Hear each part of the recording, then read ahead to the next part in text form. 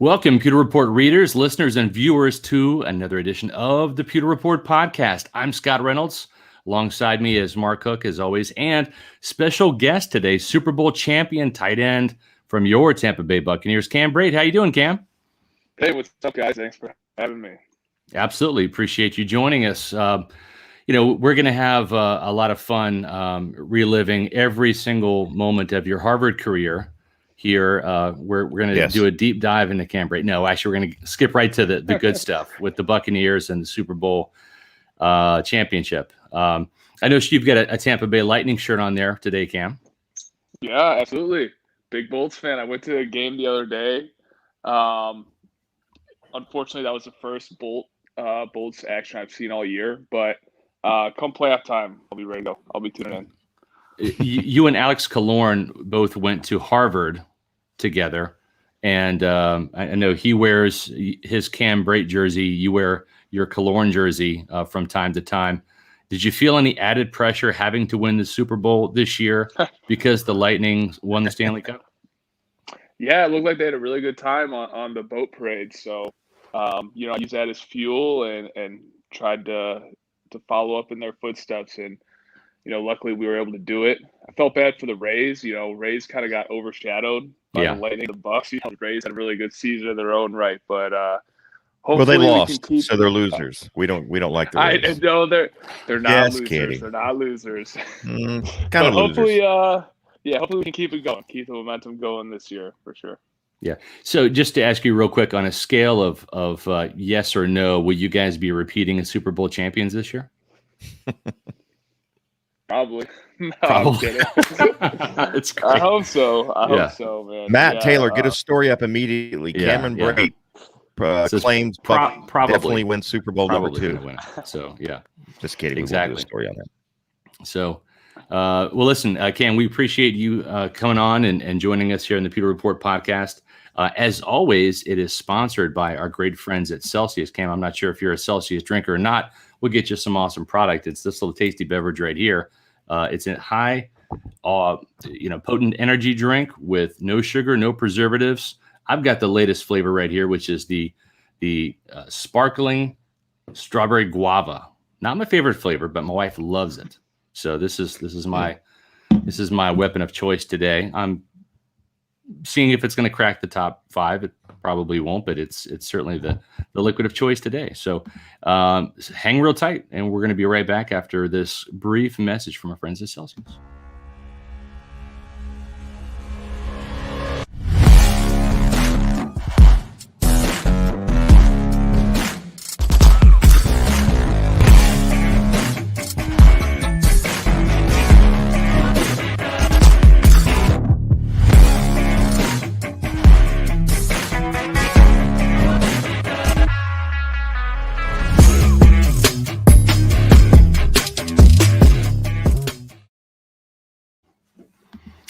The power of Celsius. The great thing about Celsius, Pewter Nation out there, is you get this high potent energy drink. It's going to fuel your workout. It's going to fuel your long day at work, and there's no crash. And if you want to find out how to get this bad boy, well, go to pewterreport.com, click on the Celsius banner ads. They're going to take you to Amazon, where you can buy it in bulk and save a lot of money. Or if you just want to grab a can, find out what your favorite flavor is, go to Celsius.com, click on the store locator. There, you're going to be asked to enter your address, pop that in, and then all of a sudden, all these different locations, whether it's convenience stores, grocery stores, Walmart, Target, health and fitness stores, are going to pop up, and you can find out where to get Celsius at a store near you. So, Cam, how is Super Bowl life treating you these days?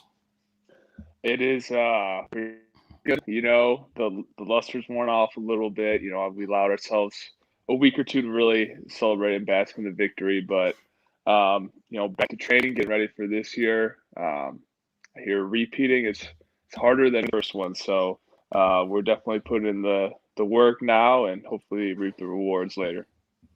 Here's something I've always wanted to ask. I'm sitting here at Raymond James Stadium. It was kind of surreal, right? Because in some ways it felt just like another Buccaneer home game, right?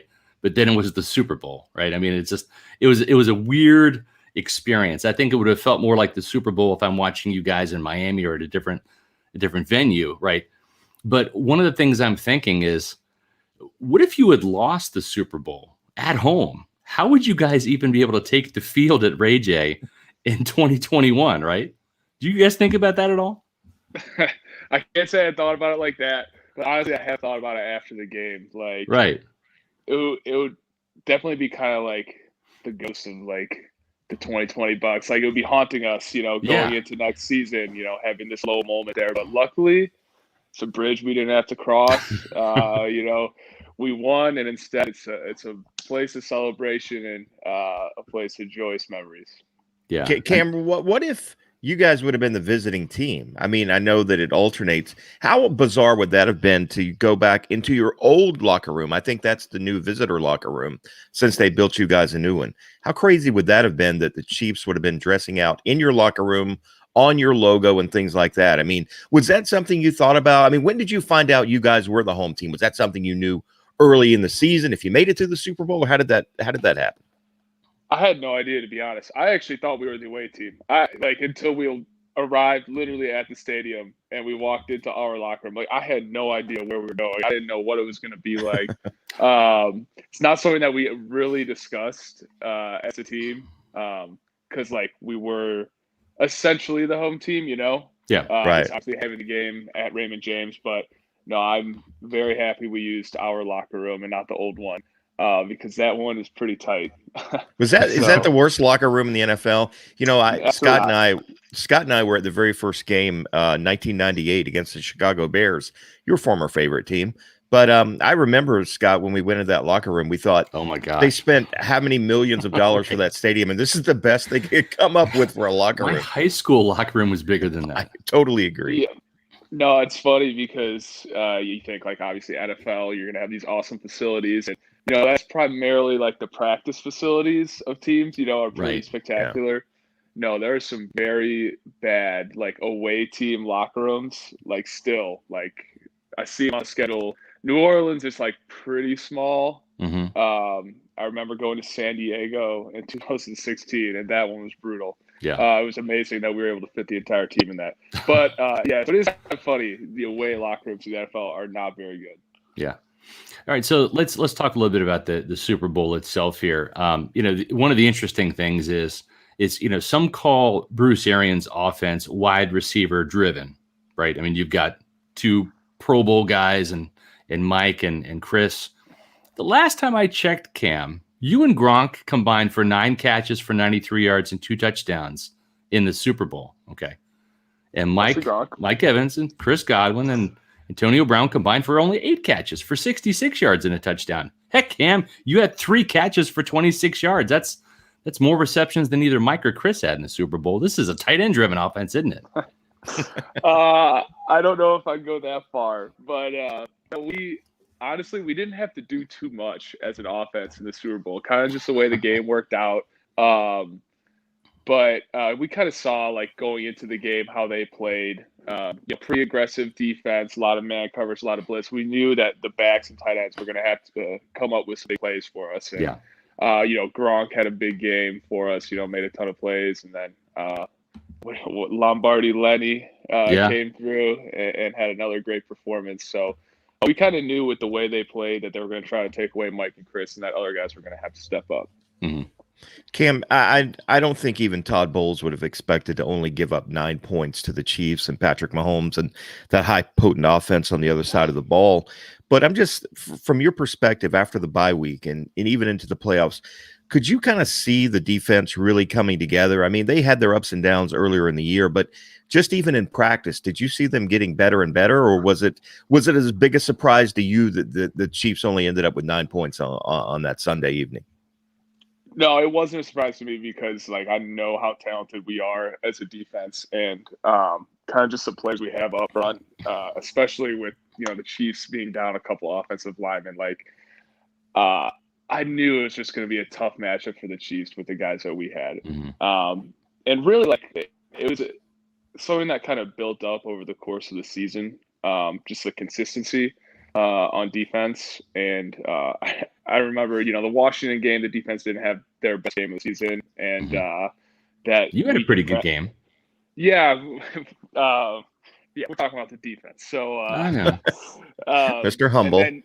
And then we had the Saints coming up next. Obviously, huge game, divisional round of the playoffs against a division rival. And after Wednesday practice, Coach Bowles went over the defensive backs and was really, really laying into them, like the worst practice he's ever seen, and yada yada. And so I was like, oh man, like here we go. Let's see how they do against the Saints. And of course, they were unbelievable. And it's just Coach Bowles making the necessary adjustments, getting the guys in the right spot, letting them play with confidence. And we just have so much talent on defense, and so many young players stepped up huge in the playoffs. It was just fun to be a part of. I mean, I wouldn't want to play them.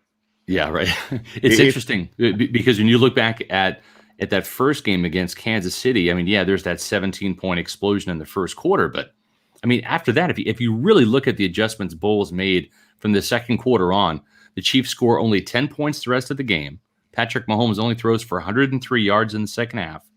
And I think you put 4 more minutes on the clock, you guys probably have a chance of winning that game. You guys lost 27-24, but it just seemed like after that first quarter, he figured the Chiefs out. And then, as Mark said, and you said, the defense got better as the season went along. And by the time the rematch came, I mean, really from the get-go, I just think he had the Chiefs figured out.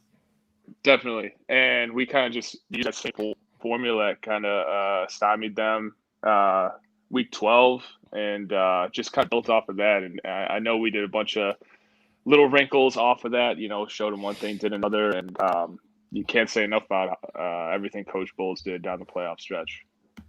If you were an NFL owner, Cam, who on this Buccaneers staff, assistant-wise, would you want to hire as a head coach? I mean, a lot of people would say Byron. A lot of people would say Coach Bowles. Is there a non-big name guy maybe that you think is going to be a good head coach one day in the NFL? But what's your thoughts if you were an owner? Yeah, I mean, you can't go wrong with Byron or Todd. So, like, I'm gonna excuse them off the list. Like, obviously, those two, I think, definitely are gonna have success as head coaches in the NFL. Mm-hmm. Byron has this great way about him, in communicating with players, and I think he really relies on, he was just a player a few years ago, really, in the NFL. So he relies on that experience and really communicates well. A guy that me and Ryan Griffin, we said he's going to be the next Dabo Sweeney is Kevin Garver. So I don't know if it'll be at NFL or college, but Coach Garv, he communicates really well. He understands the game, knows all the X's and O's, is always very prepared. And he's a guy I think that, is only going to keep ascending up the coaching tree, coaching ladder. Interesting. Yeah.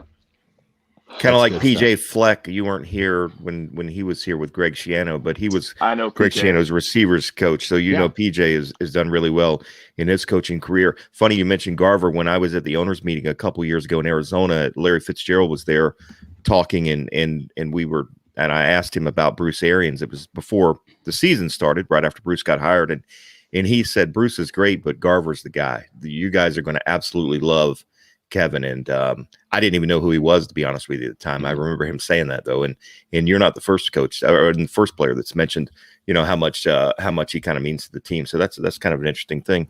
We'll keep an eye on that. Yeah. You heard it here first. Garver for head coach.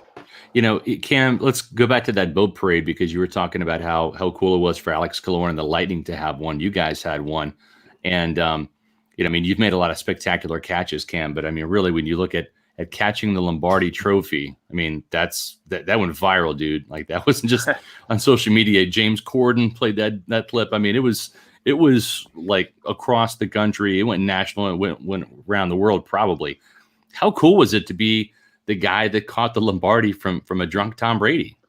And were you the intended receiver? No idea. I didn't actually think he was going to throw it until it was in the air. And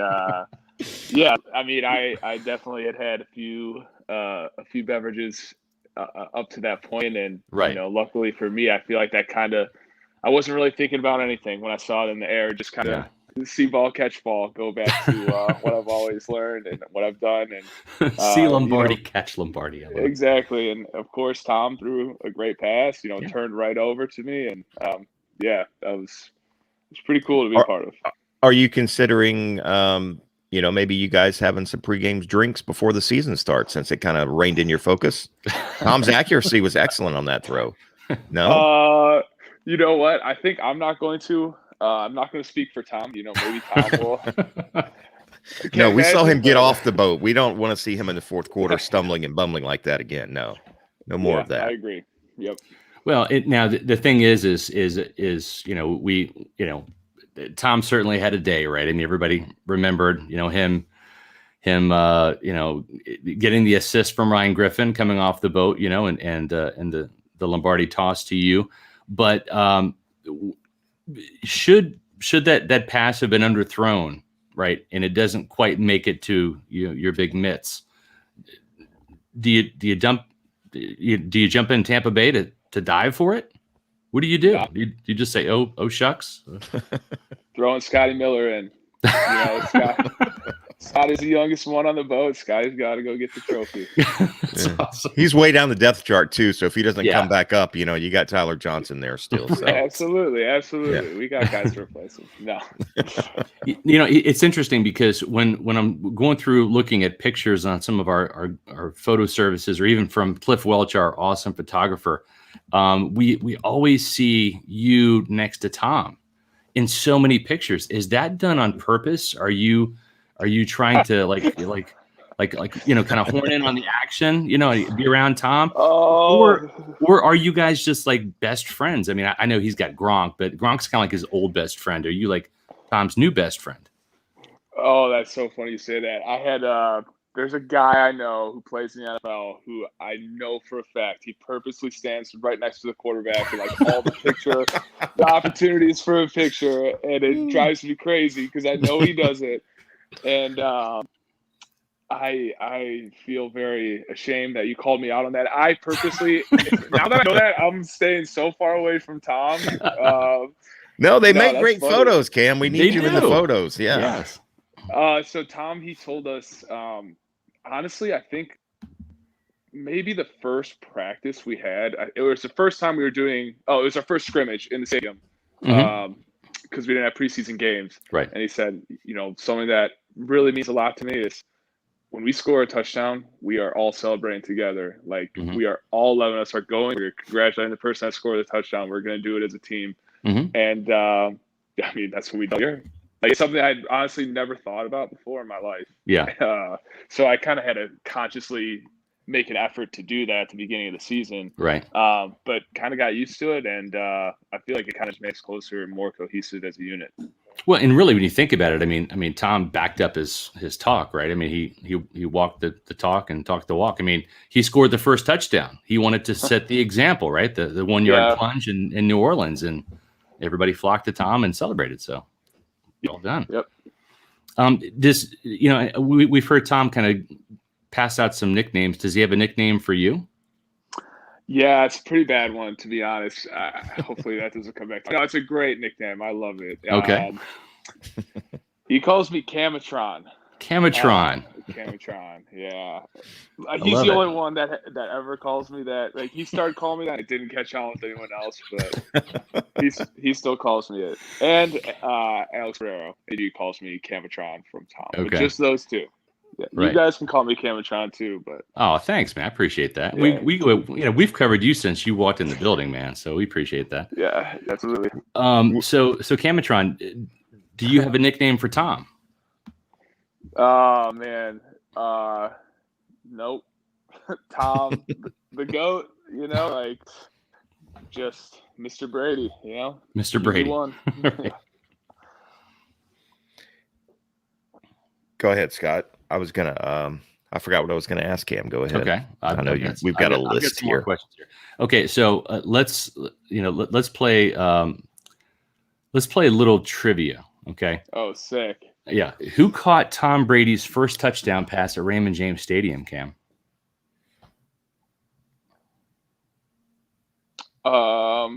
As a Buccaneer, I'm not throwing. That's funny. Yeah, I'm not throwing. 2017. Yeah, no. Played them. Yeah, as a Buccaneer. Here's a hint. He's a tight end. OJ? It's you. Oh. You caught the first touchdown. The scrimmage. The scrimmage. Of The course. scrimmage. Yes. It counts, huh? We're going to count that? All right. Of course we're going to count it, because otherwise it would be O.J. Howard. Why would we want to do that, right? No. That's funny. I do remember that. Yeah, good times with the scrimmage. Yeah. That was a hot day. You guys were on the field for like brutal. 18 plays. Oh my gosh. 100%. Who's that covering you committing pass interference on that catch? Who was that? It was Dakota Dixon. Dakota Dixon. Yeah. Yep. He didn't make the team. No, he was a great dude. Yeah, great good guy. dude. Yeah, very good guy. You know what's funny is we didn't have any preseason games. We didn't really have. We had that truncated training camp, so we didn't get to see a whole bunch of you guys in this offense with Tom operating. I mean, obviously we saw Bruce Arians' offense in 2019, but it's like that initial drive was like 18 plays or something like that. Remember? It was a hot day, a hot morning, and it took you guys forever to score. Yeah, I remember that. Yeah, it was a brutal day, and that was like the end of like 5 straight days of training camp practice, because like the training camp schedule last year was like pretty terrible. It was like 6 days on, 1 day off. Yeah. Usually the preseason games kind of break up the schedule a little bit, where you'll get like a lighter day the day before the game. The game travel day. Play a ton. Yeah. Yep. And a day off after. And so without those little natural breaks, training camp last year was actually brutal. I know people were like saying like it was an easier training camp.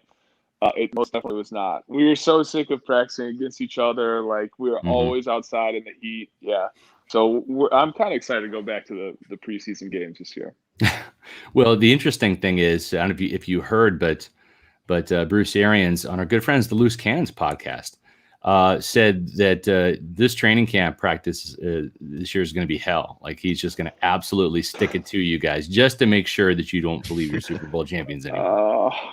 Yeah, we know. We all saw that. We all saw the quote. Yeah. So it's been talked about on the team. Have you scheduled a hamstring injury for early August? No, but I think some guys kind of do that, and I respect that move. Get out of a couple practices. But honestly, like BA's training camp practices are already really hard. Yeah. Like, especially when we split it up into 2 fields. You're doing double the amount of reps. Right. And, yeah. So I don't know how much harder he can actually make it, but I guess we'll see.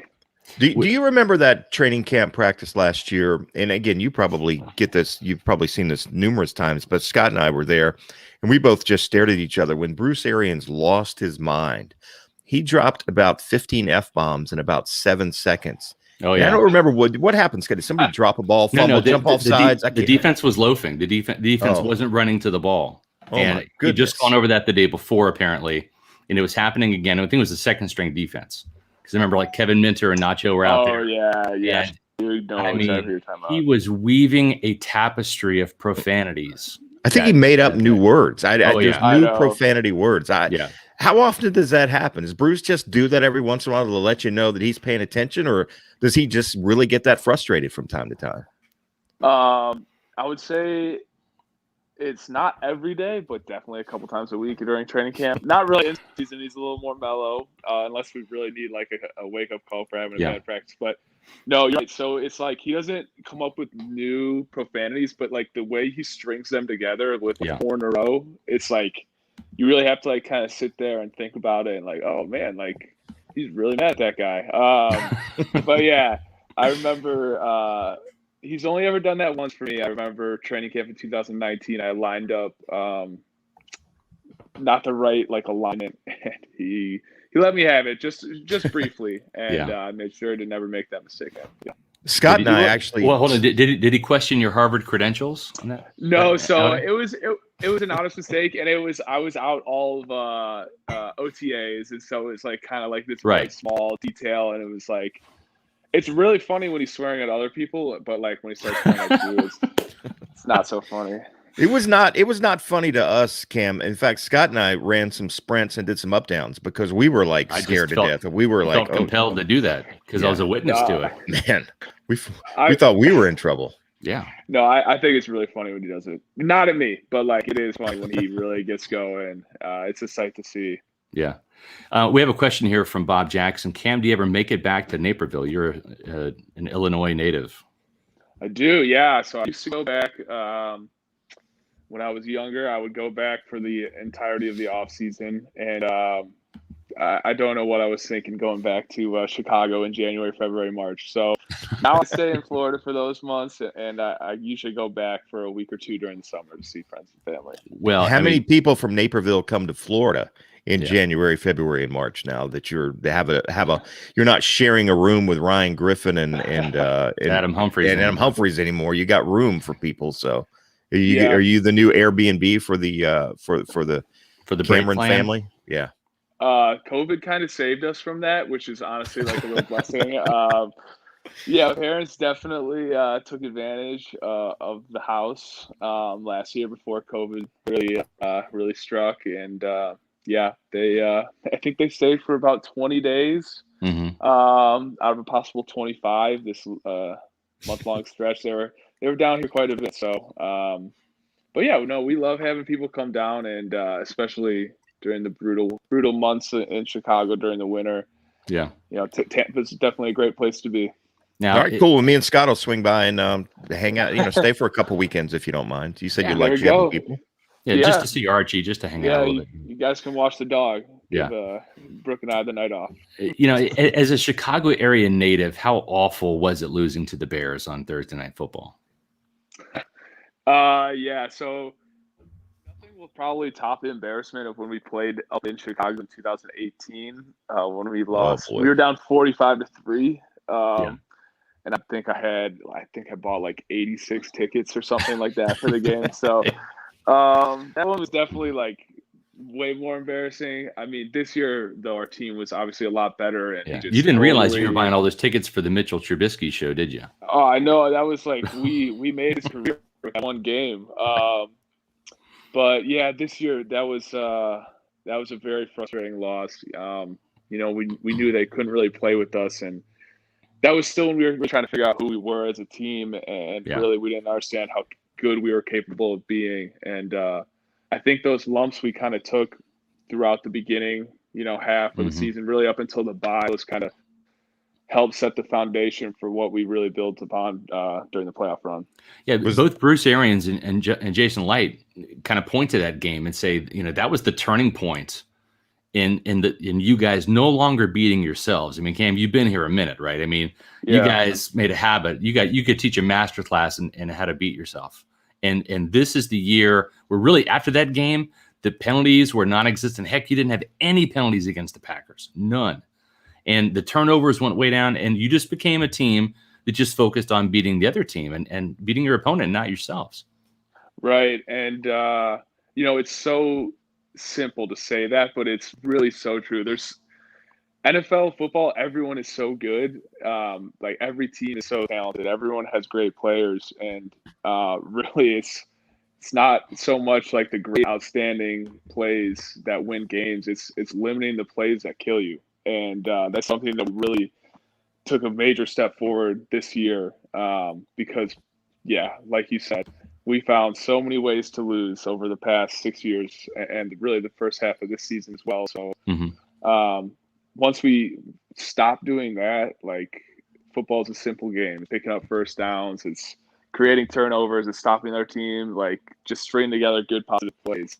And that's something that we really did down the stretch. When you look at I think that was a turning point also to the bye week. I mean, to me, it looked like after you guys played the Saints and you played the Rams, you played the Chiefs, you guys were just out of gas. I mean, those losses that you took were to teams that had already had their bye week. And I'm not saying that, that was the reason or an excuse, but I mean, it's legit. I mean, there's a reason why the NFL puts bye weeks in there, is to allow your body to not get in that weekly car crash that it's in, and also to just kind of mentally unwind and relax. And it just seems like you guys just were so much fresher and more focused after the bye week. But it was a long stretch until that bye week, wasn't it? Absolutely, yeah. And really, my entire career, we've been around week 5 or week 6 bye. And so you had a week 1 bye because of a hurricane. Week 1 bye, and we were, by the end of that year, we were playing terrible. So there's definitely something to that, like the weekly accumulation of hits. And I think it's more so mentally, just how draining the season can really be. And so playing 12 weeks in a row, that was tough. That was a new challenge. But I really think that late bye was definitely a blessing in disguise. Especially the way the schedule broke. It was just a chance for us to really evaluate what we were doing and how we could improve and take a step back and just look at the bigger picture. And we were a much improved team after that week off. And now the NFL has decided you need to play 17 games, Cam. 16's not enough. It's not enough wear and tear on the body. Right. We're going to go with 17 games now. The Players Association agreed to this, of course. Just the general thoughts of you. I mean, what's your thoughts on adding that additional game to the season? Yeah, I mean, it's something that I knew was going to happen. I mean, it's something that we agreed to, the players. And I'm very happy we ratified the CBA last year before COVID. That was definitely a blessing for us. But it's something that, it's a bottom line business. One more game obviously generates a lot more money for the NFL. And so that's, something that I understand. And I was hoping that, one more game would equal one more bye week as well. And it's coming now. I know. So it's coming because 17 is the stair step to 18. Correct. It's coming. I really do think that 17 game schedule with one bye week is significantly more challenging than an 18 game schedule with 2 bye weeks. Agreed. Because the bye week is just so big. There's no weekends off. There's no string of more than one day off in a row during the season. It's just you get one morning to sleep in, and then you're back to watching film, working out, preparing for the next opponent. It's just this cycle that you get in.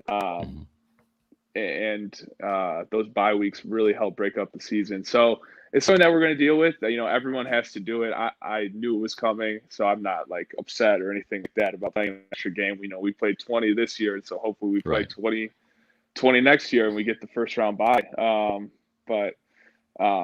Yeah, it's just something that we're all going to have to deal with and get used to.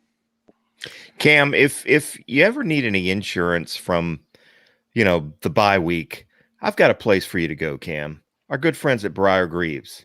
That was one of my worst segues I've ever done. I just want to go ahead and admit that. Good. No, it was really bad.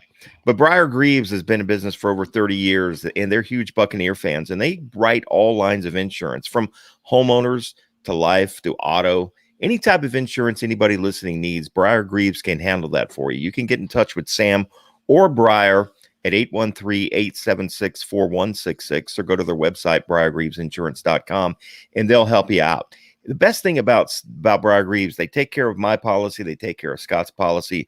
But Cam, you don't call an 800 number. You call Briar directly. You call Sam directly. You say, this is what's going on. This is what I need. They take care of it. You're not just a number. You're not just a policy number. You're an actual person. So anyway, let Brooke know when next time the homeowner's insurance is up, give Briar Greaves a call. Let her compare rates. Save some money. You got to sock away some of this money, Cameron.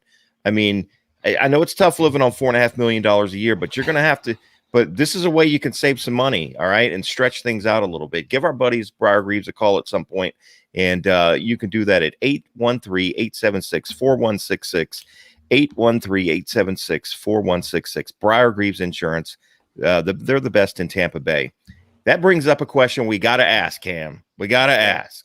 Last year they come to you. They say, can you save us a little bit of money? We need some more money for this team, a pay cut.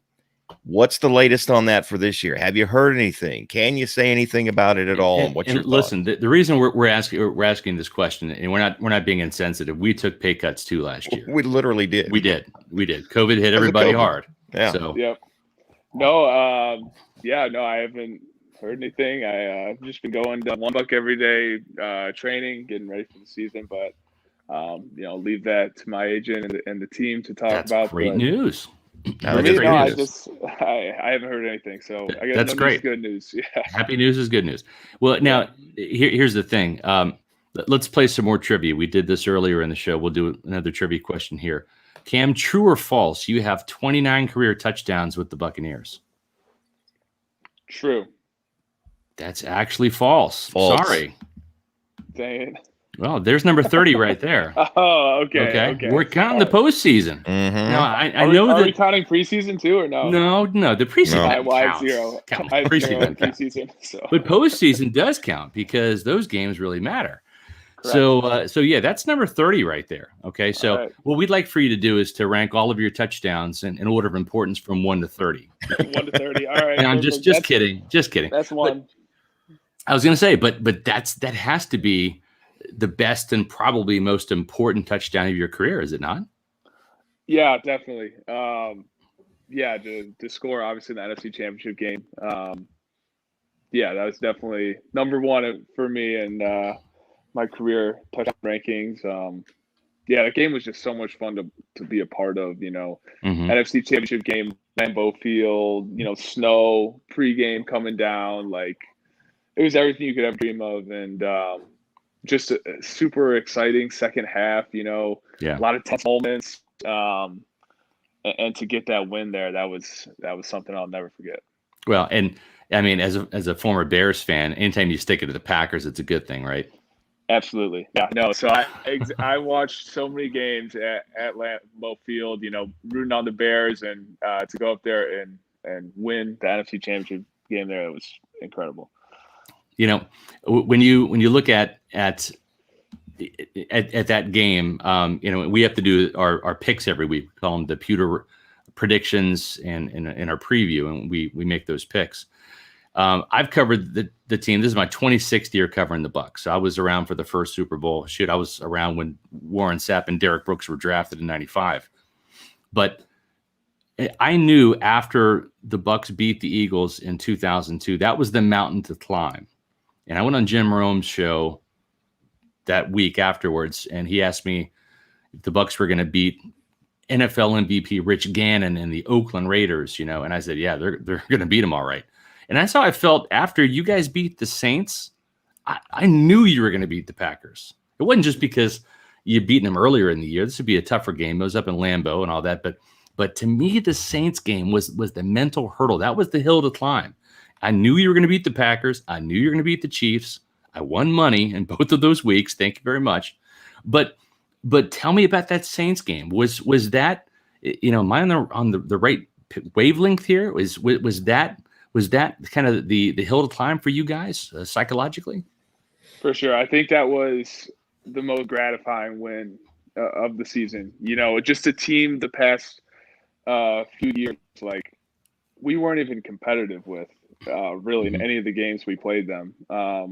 And they really embarrassed us, especially our offense so many times, just creating pressure, like challenging our receivers, and just like no one really seemed to be playing well against the Saints. And to go there in the playoffs and put together the game that we did, like the locker room, just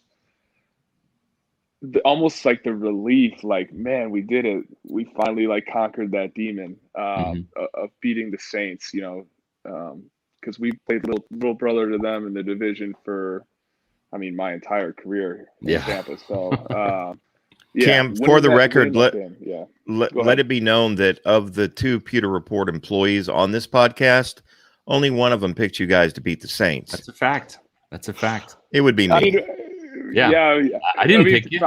You lost 4 games in a row in the last 2 years. Yeah, you hadn't beaten them since Ryan Fitzpatrick was the quarterback in that season opener. 100 years ago. Didn't that's how long it had been. In that game, wasn't that? I did not. Everyone else did that game. That was actually the yeah. single most impressive game of quarterback I've ever seen. I know that was crazy. He was legit playing out of his mind. Like every pass was a bomb, right on the money. Like he ran for first downs. Yep. He ran for a touchdown too, I think, in that game. Yeah. So now we got Fitz back with Hump in Washington. Yeah. So that's my second favorite team now behind the Bucs. Cam, you got another couple minutes. We got one more game. It's the Sweet 16 in honor of the NCAA game, championship game last night, March Madness. We're going to play the Sweet 16 of your most favorite Cams in the world. Okay, I'm just going to run down the brackets. You tell me just real quick off the top of your head which one you like the best. All right, Cameron Crowe or Cameron Lynch, your former teammate. Who you picking? I don't know who Cameron Crowe is, so Cameron Lynch. He's an actor and director. All right, Cameron Diaz or Kirk Cameron? Don't screw this up. Yeah, do not mess this up. Yeah, this is a layup. This is an easy layup. Going Diaz there. All right. There, thank you. Smart man. All right, Cam Cameron or Cam Hayward? You got a football coach and a football player. Who you taking? I always loved Cam Cameron. I just love that his name was Cam Cameron. It's incredible.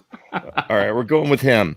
Now, here's a guy you don't like. Cam Jordan versus Wiz Khalifa, whose actual God-given name is Cameron. I don't know if you knew that or not. You share a first name with Wiz Khalifa. All right, so Wiz or Cam Jordan, who you taking? I really like Cam Jordan. Really? I do. And so we were teammates once. That's an ex-teammate of mine. That's true. Yeah, you spent you had a cup of coffee in New Orleans. That's right. 5 days.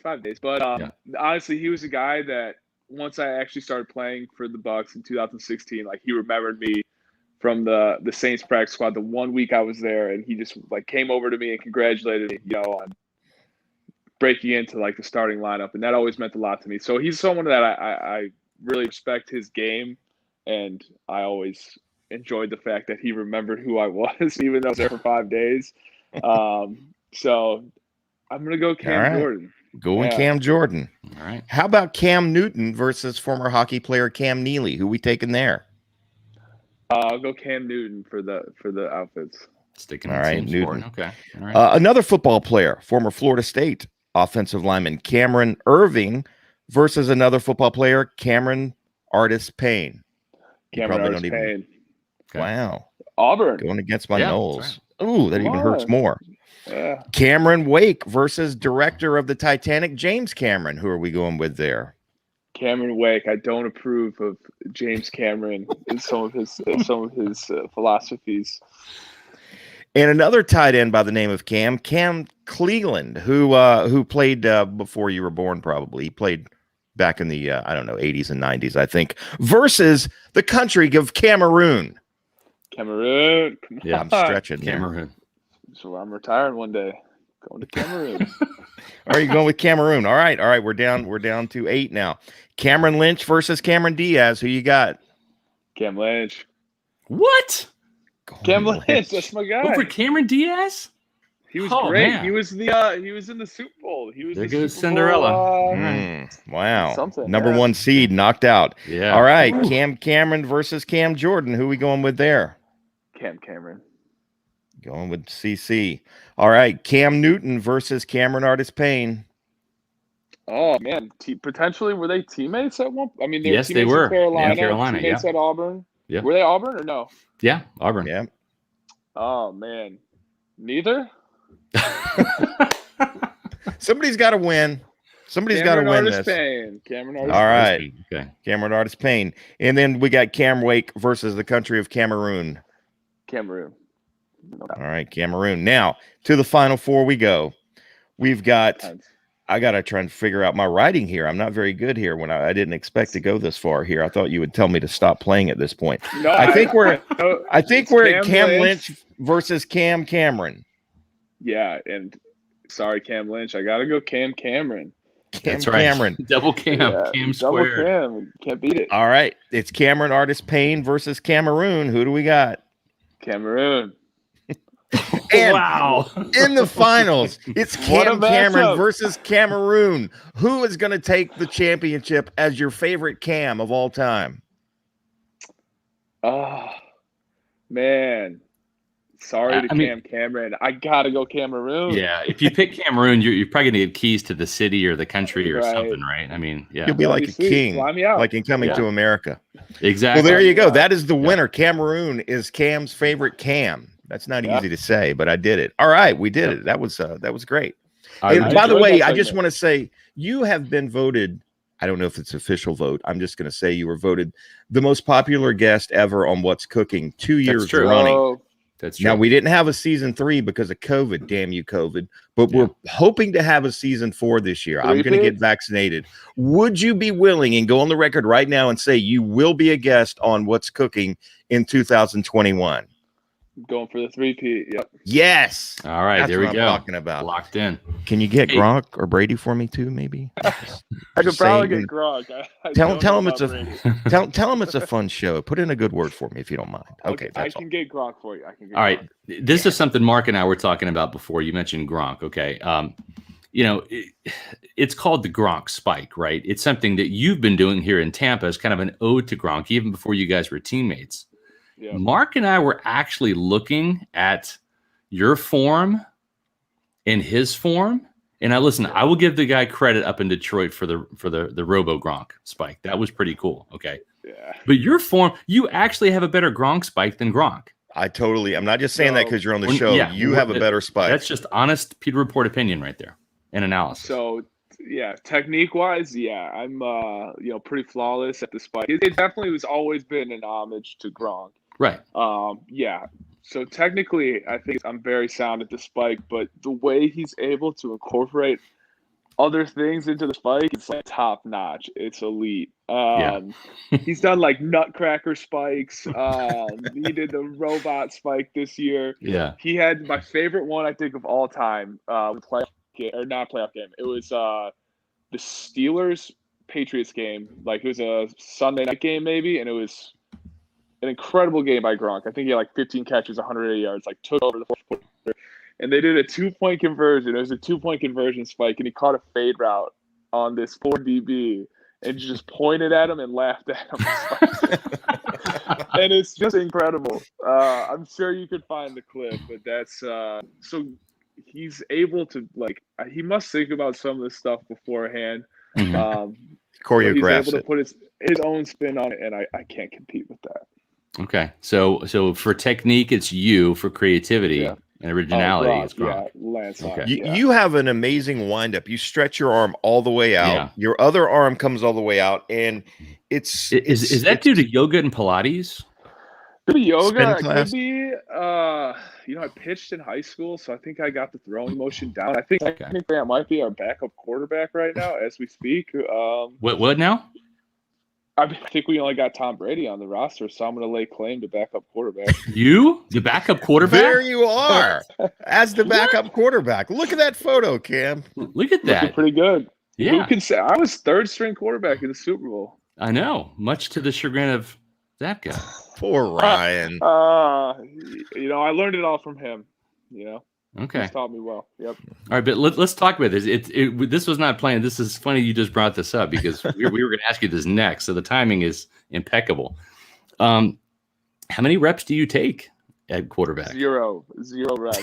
I'm allowed to participate in quarterback indie, which goes on during special teams. And, the team doesn't ask me to play too much on special teams at this point in my career, which is great, which I enjoy, which I would be willing and able to do. It's something I did early in my career, and I enjoyed it. But right now, it's like kind of a warm-up period for me, the way we section practice. So I'm allowed to do quarterback indie, and I have some great footage saved to my phone.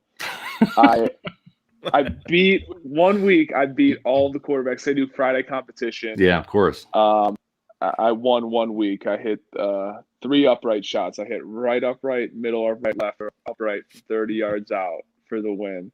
So that's something I'm going to tell my kids about one day. I'm going to save that video footage so I can show them that I beat Tom Brady. That's outstanding. All right, so let's say, God forbid, right, you're called into action. I mean, now listen, I'm not knocking you at all. I'm not dogging you. As a matter of fact, during training camp, did I not come up to you and say that you look faster than you have in the last couple of years? I did. Yeah. Because you got the hip repaired, the labrums, like you were faster this year than I think that you've been in the last couple of years. You had that spring in your step from surgery. At the same time, I wouldn't classify you as a wildcat quarterback, right? No, I'm a traditional drop back. You're a pocket passer. You're a Bruce Arians kind of guy. Okay. Yeah, absolutely. Play action. It's how much experience do you have playing quarterback? Because I went through your bio today. I went all the way back to Naperville High School. You didn't play quarterback. You didn't go far back enough. Lincoln Junior High School. What was the mascot of Lincoln? What was your mascot at Lincoln? That's going to be my new favorite team. The Lincoln what? Lancers. Lincoln The Lancers. Lancers. Okay. Yep. So I was a heavyweight quarterback, and we went 1-7. okay. All right. So how did you get anointed to be the emergency quarterback on game days with that sterling 1-7 record and the fact that you've not thrown a pass in a meaningful game since junior high? So lot of I'm Lancers gonna come film. up here. Here comes the excuse train. I'm ready. Here we go. So our 1-7 record, one. So I wasn't very developed at the time. You know, I was a late bloomer, so I wasn't that big. Okay. Two, we ran the wing T offense. Right. So when I got to drop back to pass, terrible offensive line we had. Sorry guys for listening, but you would send a guy in motion, you'd fake pitch it, and so you're back with the defense. You turn around, and every single time I turn around, there was 3 dudes unblocked coming at me. So I was just throwing up prayers. But the reason I was the reason I was part of the emergency quarterback plan is because of my knowledge of the offense. Okay. That the coaches had faith that I would be able to take a snap, turn around, and hand the ball off. Pretty much, I could tell everyone what the play was. Send a guy in motion if I needed to, and I could hand the ball off. Gotcha. And they take it from there. I think that's pretty much what I bring to the table as a quarterback. That's outstanding. Is Antonio Brown going to come back? I can't say I've talked to him since the boat parade, but yeah, he was a great teammate while he was here. Practiced really hard, really got to get along with, and I know the team would probably love to have him back. I have no idea what's going on that front. I can't provide any news, but really enjoyed playing with him this year. I got one last question for you, Cam, and I know we got to let you go. We went way over time. Who's an unsung hero on that Super Bowl season? I mean, we all talk about the Bradys and the Gronks and even playoff and Lombardi Lenny, but who's a guy that didn't get the credit that he probably deserved? And it could be on either side of the ball. Man, Besides that's yourself. a tough question. Of course. Yeah. Oh shoot, man, that's a hard question. I can come with a lot of little examples. My favorite player to watch play for us is Jordan Whitehead. Just no regard for his own well-being. I don't know how he does it. He plays so hard. Yeah. Just throws his body around. He's got it. He brings a great attitude every single day. Does everything asked of him. Will gladly help out in special teams when he needs to. Another guy like that, Justin Watson. He contributed big time early on in the year when we had injuries to receivers and just kind of the way things shook out. He wasn't asked to play a ton of receiver late in the year, and he was even inactive for some games. But whenever we activated him, he seemed to have 2 tackles on special teams every single time. I think those guys, obviously everyone knows the impact a guy like Scotty has on the game, but even early in the playoffs, Scotty wasn't playing a ton when AB was playing too, but against the Redskins, he had a huge 3rd down catch early in the game. Against the Saints, he had another big 3rd down catch. Yeah. Both those were only catches in those games, but both those plays were huge for us, and everyone obviously remembers the touchdown against the Packers. Yeah. But just little things like that, the way the season played out is kind of different guys every single week stepping up. So it really was just kind of everyone, a team effort stepping up when their number was called. 2 more quick ones for me. We appreciate your time. Do you think OJ is going to have a big year this season? He was off to such a hot start in 2020 before his injury. You guys were having a lot of fun in that Chargers game, catching touchdowns. You had one in that game, and so did he, and then toward the Achilles. Yeah, right. Yeah, he's a guy that I've loved getting to know since we drafted him in 2017, and just I have a great relationship with OJ, and I felt so much pain for him last year when he went down with that injury. He worked so hard to prepare himself for this season in 2020, and was off to such a great start, like you said, after a season in 2019. I'm sure he'll tell you it wasn't his best year. And I just saw him kind of push himself even harder last offseason. He had a great training camp. Right, and was playing really well, making the most of his opportunities, and it hurt for him, when he went down with that injury. So I see him every single day when I'm at the facility now. We're working out together, and he's looking great. He's looking like an animal. I mean, he had a lot of upper body while he was Really? So yeah, he's looking great. Well, he was kind of small before, you know. Yeah, he was so tiny. Yeah. No, he's like the action figure guy. Yeah, he just has like the muscles just built on muscles. So, yeah, he's a guy. I know everyone's really excited to get back, and hopefully all his hard work will pay off this year, and I know it will. Last question for you, Cam. You got a big day coming up this offseason. Very big day. What's that? It's going to change your life. Which one? July 3rd. Oh, shoot. Your birthday. Yeah, dude. You the become big 3-0. the big 3-0, young man. I know. I can't believe it. It is crazy. Like, I still, in my head, I'm just like a young guy trying to make it, you know, trying to hang on, you know, to a roster spot. You know, it never really leaves you. Yeah, that's crazy. I can't believe I'm about to be 30. But yeah. Do you have any special plans? A little older, a little wiser at 30. So usually the past few years I've been going to visit my fiance Brooke's family in Myrtle Beach, and just so happens my good friend Adam Humphreys is only 45 minutes away at Pawleys Island. So we've been spending 4th of July in Pawleys Island, South Carolina the past few years, and I think we'll celebrate this year there as well. Very cool. So is that when Mark and I are going to come over and watch Archie and take care of the house that weekend? So party time. Yeah, that sounds good to me. That sounds good. Me, Scott, and Gronk, we're going to take care of the house for you, Cam. Yeah. Don't you worry about a thing, buddy. It'll look cleaner when you get back. Nothing could go wrong. Perfect. You're right. Perfect. Thank you. Yeah, sounds good. Yeah. Well, listen, Cam Brate, Super Bowl champion. We certainly appreciate you joining us here. Thanks, man. Appreciate it on a Tuesday, and just congrats on the success that you've had, that you and Brooke are having off the field, and looking forward to seeing you. We didn't see you last year, except for just these Zoom things. You know, hopefully we can get out there and be at the facility and get a chance to. It's funny because Mark and I get asked all the time. It's like, so what's it like to meet Tom Brady? Like, I don't know. Haven't no met idea. Yeah. We've only done Zoom. Someone else. Yeah, right. Exactly. No, it was a weird year. So yeah, hopefully you guys will be in. Hopefully we'll do something this spring, some sort of OTAs or something. But hey Cam, I heard that the quarterbacks have been using our media room. That's their work room. You know, the media room downstairs. That's what I heard from Nelson. Are you pissed that Tom's at your desk, Mark? No, I'm hoping he's at my. Now? I'm hoping it's not Ryan Griffin. I hope Tom Brady's sitting at my seat. Can you check on that for me if you don't mind? Maybe some of his greatness will rub off. Great, Drew Stanton. I think Drew Stanton sat there. As long as it's not Mitch Trubisky, I'm okay with that. Yeah, I don't. I think it was Drew. Great. That's awesome. Yep. Cam Brate, really appreciate your time. Thanks man. So much for joining the Pewter Report podcast, my friend.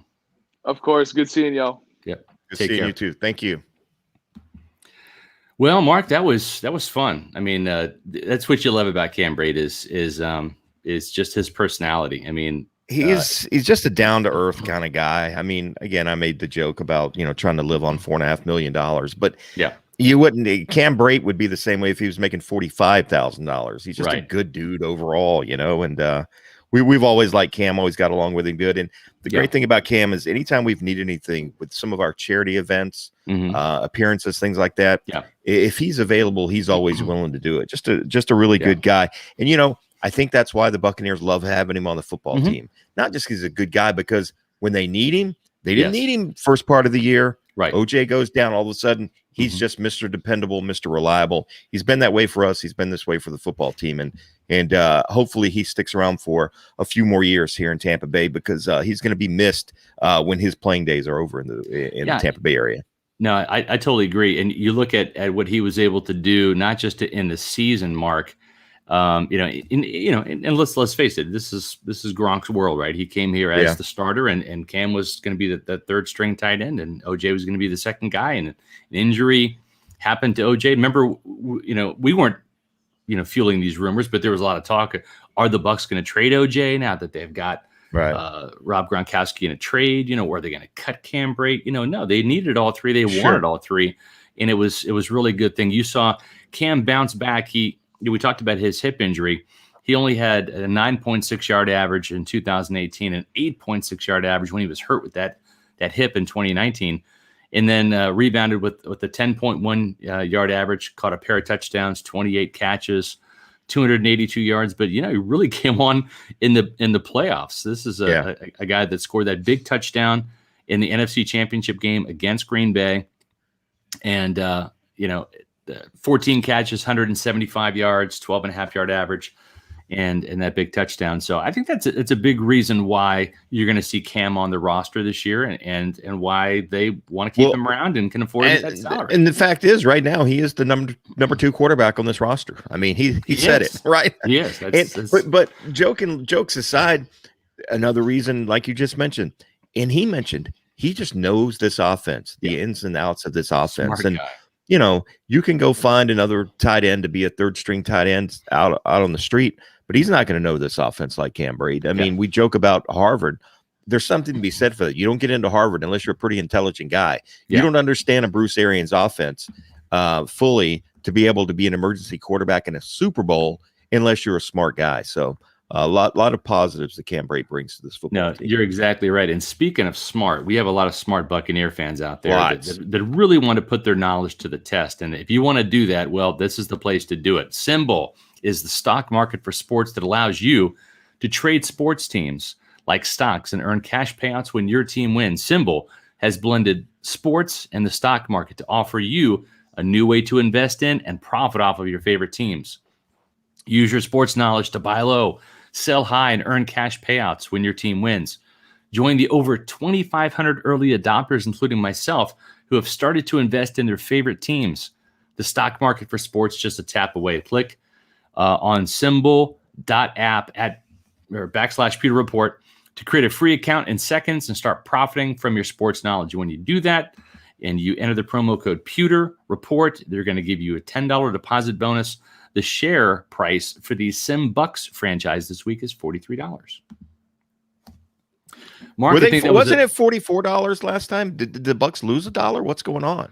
Or has it been 43? Well, they lost Ryan Smith, Mark. Of course. We wrote about that. And Joe Haig and Andrew Adams. I mean, people are automatically assuming that this team's going to repeat. It's like, you're losing Super Bowl champions without those guys. Yeah.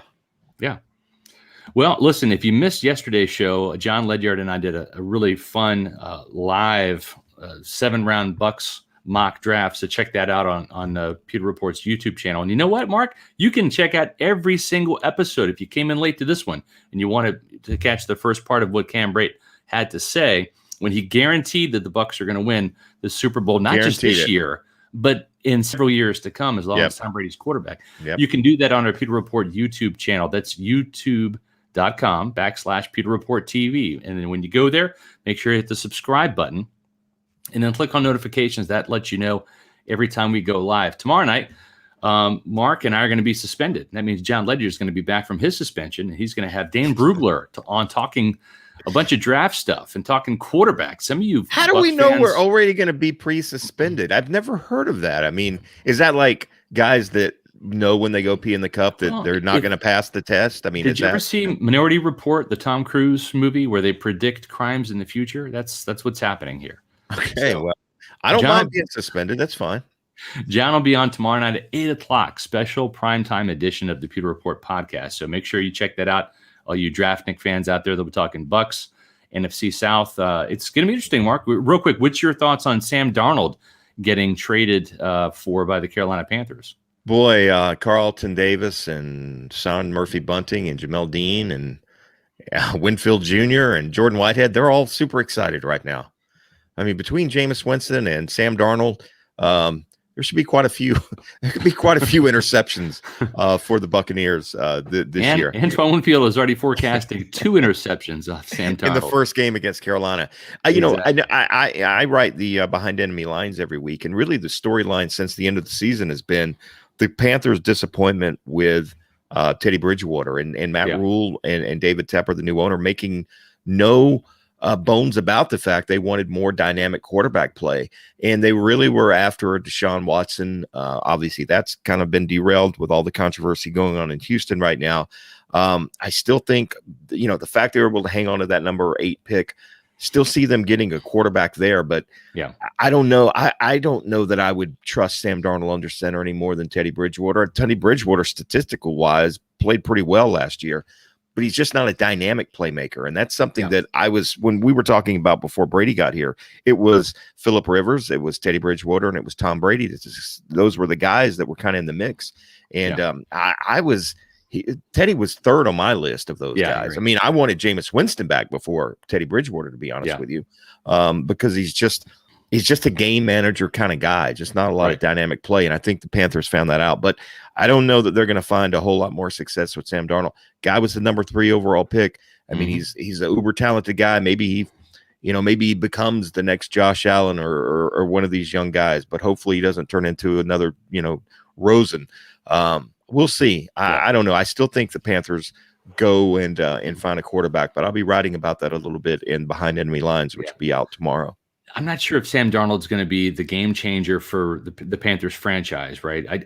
I do see the upside in not drafting a quarterback, because usually quarterbacks, when you draft them, they're coach killers. But at least Darnold has some NFL experience. He's already got the training wheels off. Yeah, and you can work with him. I will say this though: I think in the coming years, it's going to be the Buccaneers and the Panthers. I think that Matt Rule has won wherever he's gone, whether it's Temple, whether it's Baylor. Turned around bad programs. Yes. I think the Panthers are going to be a formidable opponent. It may take a while, because if you don't get the quarterback right, we've seen this in Tampa, right, with Josh McCown and Josh Freeman and Mike Glennon and even Jameis Winston. If you don't get the quarterback position right, you're not going to win. So a lot depends on Darnold. But if I were betting, and I'm not just putting another plug in for Symbol, but the Panthers franchise, not this year, but in the coming years, I think they're going to be more formidable. They're going to be trending up. I agree. I like what Matt Rule's done, as you said. He's going to build a good defense there. Yeah. And there's no question about it. Again, I don't know that Sam Darnold's the long-term answer, but they didn't have to give up that number 8 pick, and they were able to get a guy in there, like you say, that training wheels are already off. He's NFL ready. How good he is, we'll see. The one thing about him, he's going to have a hell of a lot more offensive weapons than he had in New York. That was just a bad franchise from top to bottom. They've got some good receivers in Carolina, and certainly Christian McCaffrey hoping to be back. That's going to take some pressure off Darnold, having a solid running game. I can't even tell you who the Jets running backs were the last couple of years, to be honest with you. They had Le'Veon Bell year before last. No, that was quite a ways ago. That was a long time ago, Scott. Freeman McNeil? No, that was in the 80s. Yeah, no, that's really the last two that I remember. Yeah, Joe Namath. But yeah, no, it's been a while. We'll see what happens with Carolina. I agree with you though. In the NFC South, I think they're a team on the rise. Don't know what the Saints are going to do, and in Atlanta, I was not excited about that hire of Arthur Smith. I mean, be interesting to see. How they manage the whole situation with Matt Ryan's longevity there and all of that. They're stuck with him, I think, now, but it'll be interesting to see if they take a quarterback or not. But I certainly want to thank Cam Brate for joining us on the Pewter Report podcast. That was really fun. Cam's a great guy. Glad to see him having so much success. And we will see you guys on another edition of the Pewter Report podcast pretty soon. I'll be back Thursday with John, but John will be on tomorrow with Dane Brugler and talking NFL draft at 8 o'clock special time. Then we'll be back at 4 o'clock on Thursday. So for Mark Hook, I'm Scott Reynolds. We'll see you another time on the next edition of the Pewter Report podcast. Out.